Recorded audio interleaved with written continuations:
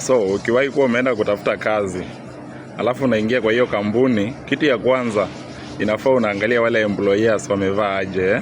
Angalia kwanzia kwa kiatu, kiatu ndo muhimu. Ukiona wamevaa viatu zinakaa hivi, wewe jua hapo unaenda kuteseka, sawa? But lakini ukiona wamevaa safety boot ama kuna viatu hapo hivi wamepewa, na unaona kila mtu ameng'ara, imepigwa rangi, basi sasa wewe jua at least hapo hauko mbaya sana, Alafu tena angalia kama wanavaa overall. Hebu angalia kila mtu ako na overall yake, ama kampuni imetoa overall color ni moja, unaona?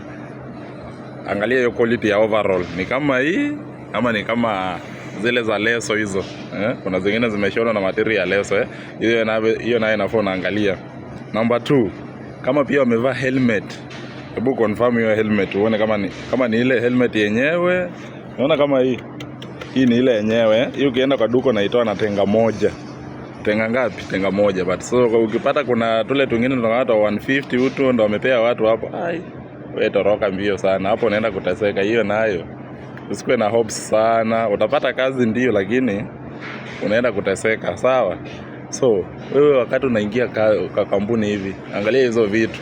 Hizo vitu zitakusaidia, utajua hapa ndio nataka kuwa ama si hapo, unaona?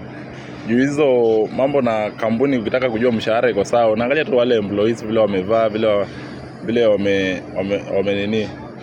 vile wanatembea pale ndani, watu wako na furaha ama hawana, bas finally wewe mwenyewe utajua, unaona? Lakini hapa hivi sitakuwa na furaha. Hakuna hiyo mambo yenye nimekwambia. Hizi mambo za nimekwambia ni zile vitu mimi nishaiona na nishaikuwa ndani at some time, unaona? So angalia hiyo maneno.